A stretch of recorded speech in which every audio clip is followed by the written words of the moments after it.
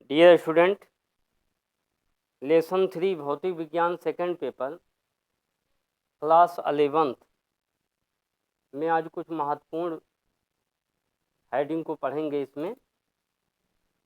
तो इसमें जैसे अवस्था परिवर्तन क्या होता है, पहले इसके बारे में जान लेते हैं। तो निश्चित ताप पर पदार्थ का एक अवस्था से दूसरी अवस्था में परिवर्तित होना ही अवस्था परिवर्तन होता है। तो जैसे द्रव की 3 अवस्थाएं होती हैं, तो द्रव, ठोस और गैस। द्रव, ठोस और गैस, या आप ऐसे कह सकते हैं ठोस, द्रव, गैस। जैसे बर्फ, तो बर्फ ठोस होता है, फिर द्रव में आता है, फिर द्रव को जब हम हीट करते हैं तो वाष्प में बदल जाता है। ठीक है। तो इसमें अतिरिक्त बिंदु कहते हैं, जिन बिंदुओं पर तीनों एक पॉइंट होता है, इन तीनों का, द्रव, ठोस, गैस का, तो उसे त्रिक बिंदु कहते हैं। त्रिक बिंदु, त्रिक बिंदु। तो वहाँ पर जैसे अवस्था परिवर्तन का मतलब हो गया निश्चित ताप। ये डियर स्टूडेंट ध्यान देंगे, यहाँ पर ताप कांस्टेंट होना चाहिए।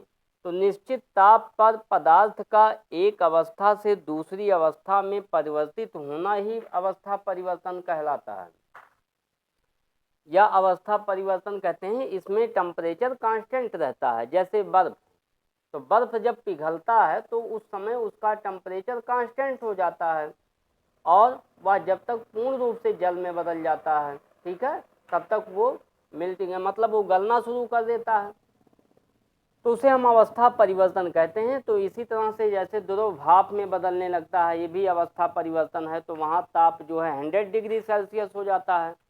100 डिग्री सेल्सियस पर द्रव जो है किस में बदलने लगता है, वाष्प में बदलने लगता है।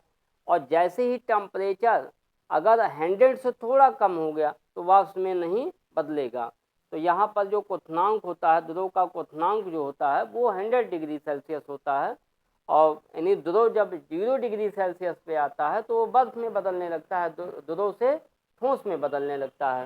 तो आइए देखिए, यहाँ पर कुछ महत्वपूर्ण बिंदु हैं जिसको हम लोग बराबर इस लेसन में पढ़ते हैं, और ये बार बार आता भी रहता है। तो जैसे गलनांक, तो गलनांक किसे कहते हैं, ध्यान दीजिए यहाँ पर। तो इसके लिए सबसे पहले निश्चित ताप, ताप कांस्टेंट होना चाहिए। तो निश्चित ताप पर ठोस का द्रव में बदलना, ठोस का द्रव में बदलना गलन कहते हैं। तो अगर जैसे ठोस का द्रव में बदलना गलन कहते हैं। और निश्चित ताप, ये जो निश्चित ताप हुआ है, तो निश्चित ताप को ठोस का गलनांक कहते हैं। निश्चित ताप पर ठोस का गलनांक कहते हैं। ठीक है। तो जैसे बर्फ आपका है, उदाहरण के तौर पर बर्फ होता है ठोस, तो वो द्रव में बदलता है, तो उसका जो ताप होता है उसे हम गलनांक कहते हैं। ठीक है।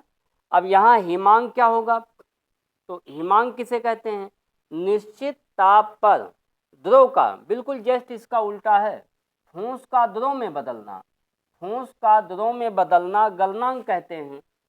ठोस का द्रव में बदलना गलनांक कहते हैं। द्रव का ठोस में बदलना क्या कहेंगे, हिमांक कहते हैं। ठीक है। ये दोनों डिफिनीशन में अंतर है, तो इसको आप याद कर लेंगे। इसमें निश्चित ताप पर द्रव का ठोस में बदलना, द्रव का ठोस में बदलना हिमीकरण का कहते हैं, तथा निश्चित ताप को द्रव का हिमांक कहते हैं। ये जो निश्चित टेम्परेचर है, यानी जो निश्चित ताप होता है, उसे द्रव का हिमांक कहते हैं। ये डिफिनीशन आप याद कर लेंगे। क्वथनांक क्या है, तो क्वथनांक किसी तरह से निश्चित ताप पर द्रव का वाष्प में बदलना, निश्चित ताप पर द्रव का वाष्प में बदलना। तो यहाँ पर 3 हेडिंग आपको बताया जा रहा है। अब यहाँ देखिए, द्रव से वाष्प में बदलने को क्वथनांक कहेंगे, द्रव का ठोस में बदलने को हिमांक कहेंगे, द्रव का ठोस में बदलना हिमांक कहेंगे, ठोस से द्रव में बदलना गलनांक कहते हैं। तो इस तरह से इसकी डिफिनीशन बना ली गई है कि ये अगर एक स्टेट से दूसरे स्टेट, मतलब अवस्था में चेंज हो रहा है, तो उसको हम क्या कहेंगे, तो ठोस से द्रव में बदलने को गलनांक कहेंगे।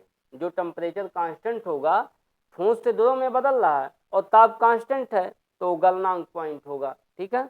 अब द्रव से ठोस में बदल रहा है, द्रव से ठोस में बदल रहा है, लिक्विड है और वो ठोस में चेंज हो रहा है, और जो ताप उसका कांस्टेंट रहेगा उस ताप को हिमांक कहेंगे, उसको हिमांक पॉइंट, यानी हिमांक कहीं लिखा है तो आपको ये समझना पड़ेगा कि द्रव का ठोस में बदला जा रहा है, द्रव से ठोस में बदल रहा है। क्वथनांक क्या है? क्वथनांक जो होता है वो द्रव से द्रव का वाष्प में बदलना। तो द्रव जो है जब वाष्प में बदलने लगता है, वाष्प, तो इसे हम क्वथनांक कहते हैं। तो जैसे जल का क्वथनांक पॉइंट 100 डिग्री सेल्सियस होता है, बर्फ का जो है मेल्टिंग यानी जो उसका पॉइंट होता है वो 0 डिग्री सेल्सियस होता है। ठोस से द्रव, द्रव से ठोस में बदलता है। अब इसके बारे में नेक्स्ट अगले वीडियो में आपको हम फिर बताएंगे इसमें दाब का जो प्रभाव है, और इसमें अणुओं का जो आयतन कब बढ़ता है, आयतन इसका कब घटता है, तो दाब से क्या रिलेटिव है, ये दाब के प्रभाव से इसका क्या प्रभाव पड़ता है, अगर हम दाब बढ़ा दें, दाब घटा दें तो क्या प्रभाव पड़ता है, क्वथनांक और गलनांक, हिमांक पे क्या चेंजिंग होता है, इसके लिए हम नेक्स्ट अगले वीडियो में आपको बताएंगे। Okay, thank you.